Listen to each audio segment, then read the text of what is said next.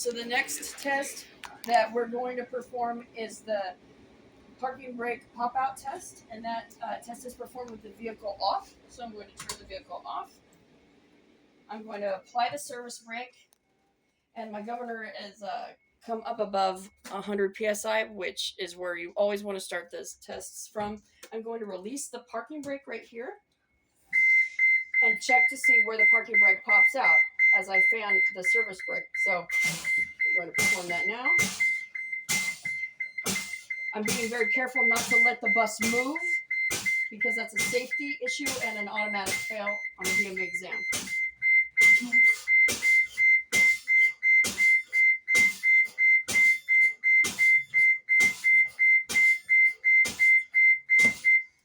All right, so right here is a 60, 50, 45. So my parking brake popped out at 45 psi, which is not lower than 20 psi, but it is right at the top level of 45 psi. These gilligs are set to pop out at a little bit higher than 45 psi, which means that because it popped out at 45, it's still within parameters, and this test is obviously a pass because the parking brake popped out. I'm going to start the bus using the safe start procedure for the next test. 2 clicks over.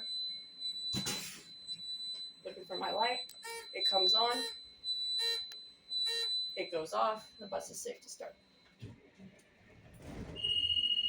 The next test that we're performing is the governor cutoff test. So all we're watching for is on here, on our gauge, that the governor cuts off between 120 and 140 psi. The way that we're going to know that that happens is because the needle will stabilize and we'll hear an audible decompression of the pressurized air brake system.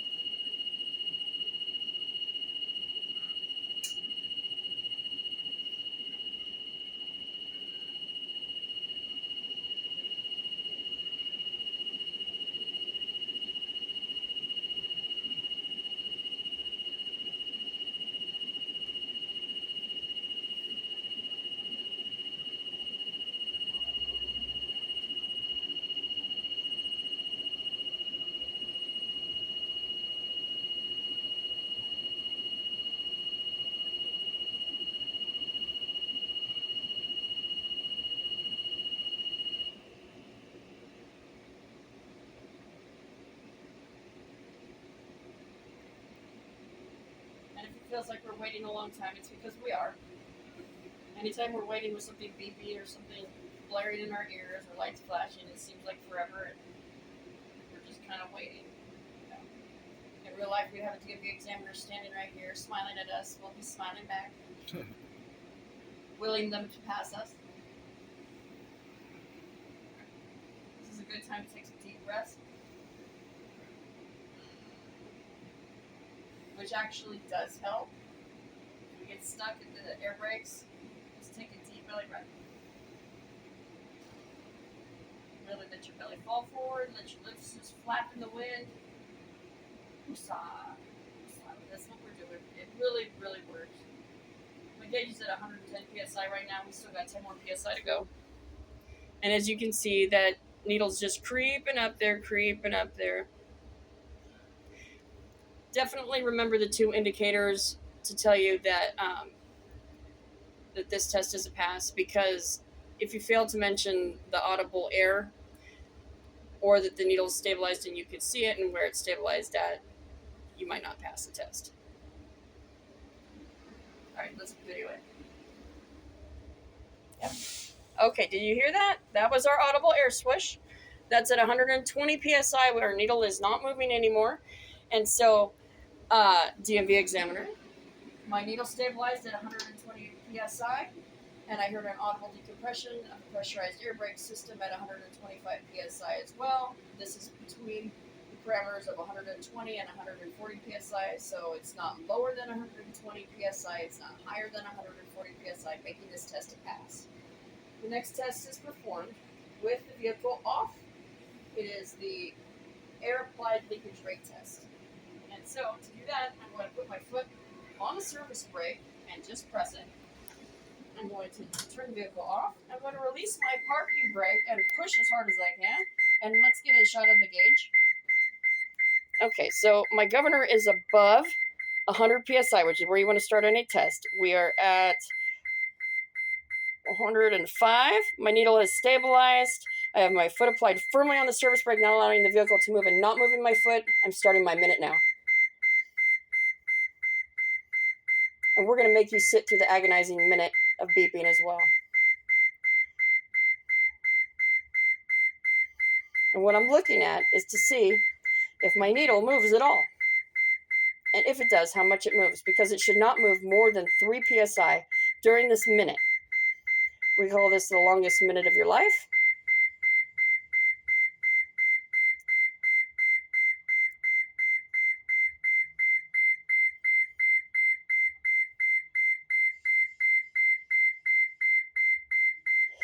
Now, at any time that you're performing the air brakes test and you realize that you've messed up, done something wrong, forgotten something, it's okay to tell the DMV examiner, listen, I need to reperform this test. It's only once you've said that this concludes the air brakes portion and indicate to the examiner that you're done, that you don't have a chance to recoup any mistakes that you've made. So some indicators you want to know. Okay, so that's our minute. All right, first thing I'm doing is pulling the service brake, or the parking brake, right here. All right, so let's cover the test. DMV examiner, during the air applied leakage rate loss test, I applied my service brake with the parking brake off. My needle stabilized at 105 psi. During a period of 1 minute, I did not experience any psi air loss, which is not greater than 3 psi, which makes this test a pass. And I forget what I was going to say, but I'm going to start the bus using the safe start procedure. Yes, so that test, when that test is done, that concludes the air brakes portion of our DMV exam. All right. I'll take that out. The next part is just the braking part. Yeah, go ahead. Gotcha. You good? Okay. So we have 2 more components in the whole DMV pre-trip that involves braking, but not air braking. And these tests are performed with the vehicle on. First one is going to be the parking brake test. So the parking brake is deployed. I'm going to place the vehicle into drive. You want to make sure it goes into drive. And it is. So I should hit the accelerator, engage the accelerator, and the bus should not move. Alright, I felt the bus try to move, but the bus did not move with the parking brake applied, and that makes this test a pass. The second test is the service brake test, and for that I'm going to ask you to hold on for your safety. I'm going to release the parking brake with the vehicle still in drive. I'm going to allow the vehicle to move forward and then quickly, but not dangerously, apply the service brake, showing that the vehicle will come to a complete stop under the control of the service brake. Here we go. All right, the vehicle came to a complete stop, and the steering wheel did not pull either to the left or the right, making this test a pass. Now I'm going to place the vehicle in reverse and put the vehicle back.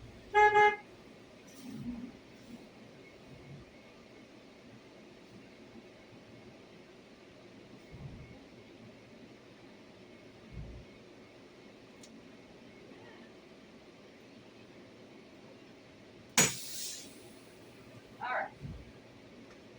So, in going on with the rest of the pre-trip, I want to demonstrate that this is my horn, and my horn does work. I want to demonstrate that the defroster works. Pardon me.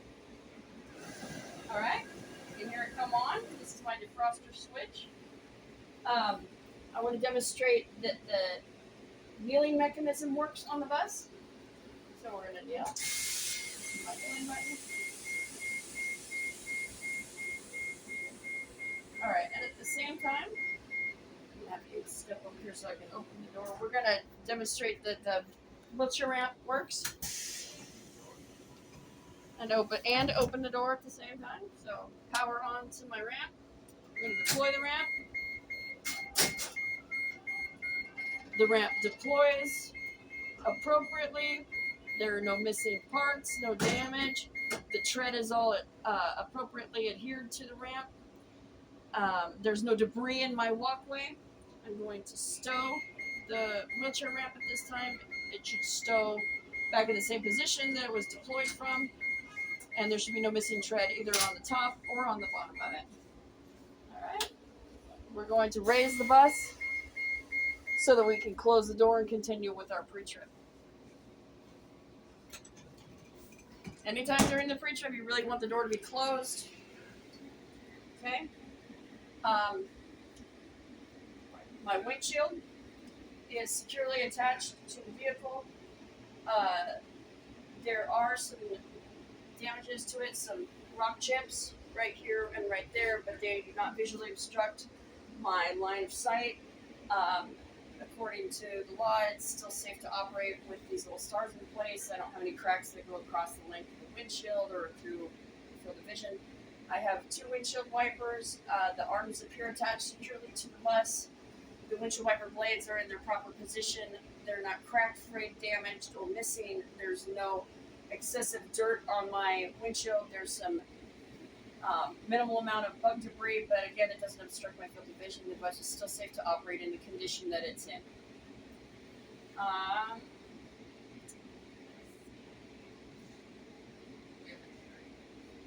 Demonstrate? Oh, yes, thank you.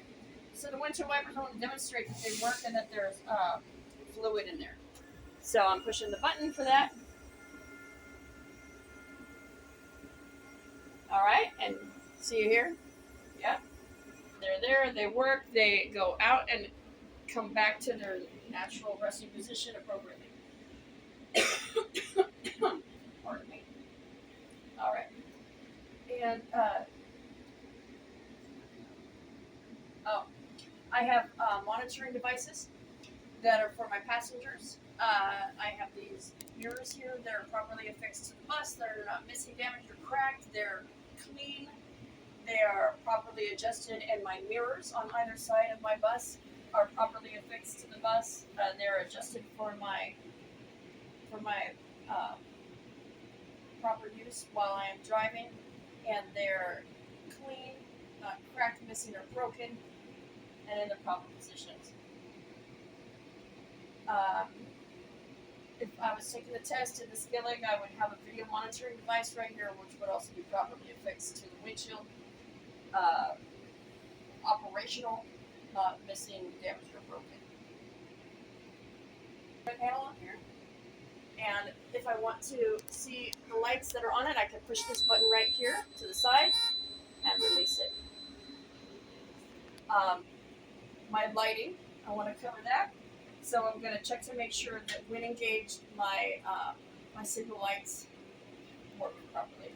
Okay, so my left turn signal illuminates when applied. My right turn signal illuminates when applied. My high beam indicator light illuminates when applied. My 4-way flashers indicate when applied. All right. And so we're going to go over the rest of the interior, and then I'll ask for the DMV examiner to assist me in checking the lights at the front of the bus and the back of the bus. Keep the bus running, although I think on exam day we would kill it. Not now, it's okay. All right. If we're going to leave the bus, we're going to kill the engine. It's important to state because you can get failed for that. All right. So we talked about the front entryway. And the front entryway has no debris. The tread is appropriately adhered to the floor.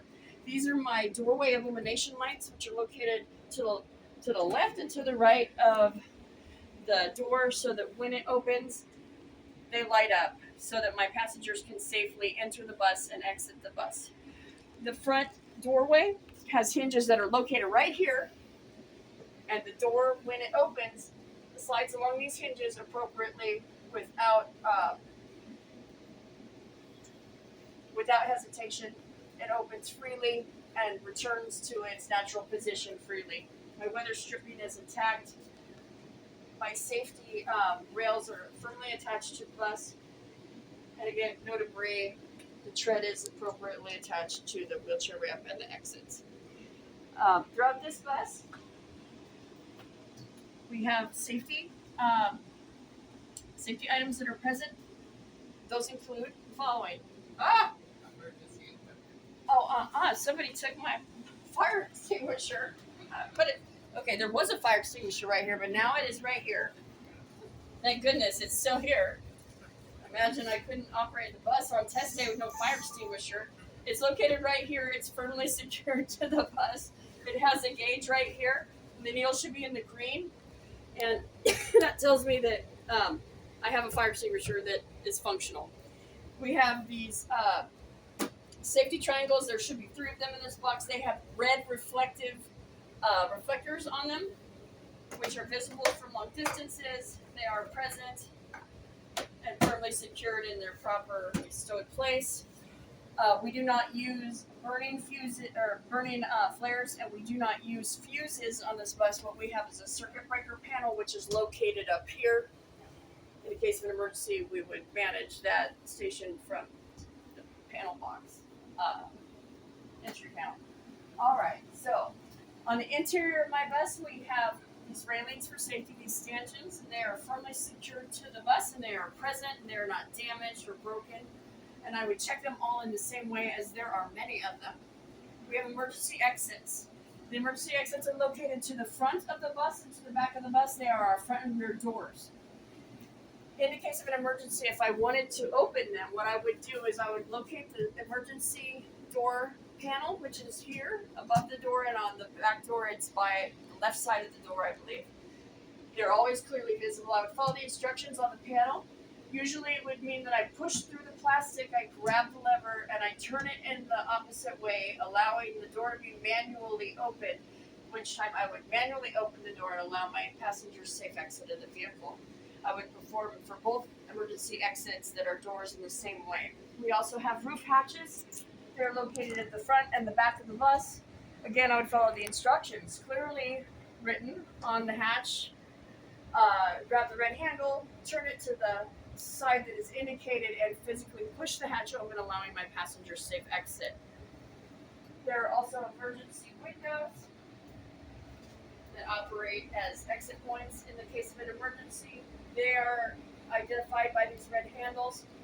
This handle is not broken, missing, or damaged. It freely pulls. I'm able to push the window out, allowing my passengers safe exit in case of an emergency, and to return it to its natural resting place, I just let it fall. And this, because the handle, let's do it again. All right. And then when I go to check to make sure it's secure, it is. Neither corner should be pushed up. It's in its natural place. There's 6 of them. I would check them all in the same way. I would check to make sure that my seats are, let's check on this, that my seat is attached to the frame, and that my frame is securely attached to the bus, and that these seats are safe to sit in. And I would check them all in the same way. Okay. Now I'm going to engage the DMV examiner in helping me check the lights in the front and the back of the bus. DMV examiner, will you please help me check these lights? Thank you so much. I will allow you to leave the bus. All right. Ready? Make sure you close the door. Yes, ma'am. I will close the door. Always remember to close the door. That door open, door closed thing is that low-lying fruit. Don't give them any fruit to eat on your DMV exam day. You want me to head out there? Oh, stay right here with you. No. So I'm.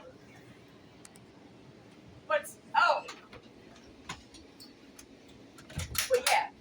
I gotta hear and see her by opening the window. All right, ma'am. Left turn signal. Right turn signal. High beams. Clearance lights. All right. 4-way flashers.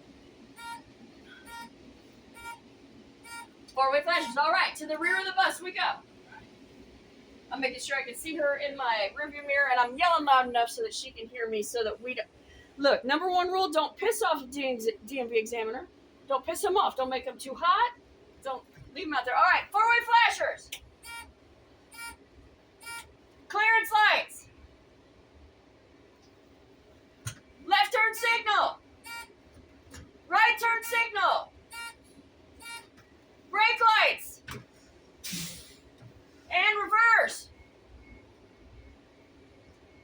back in here where it's cool. This one. All right. Although we're going to be moving toward the outside of the bus now.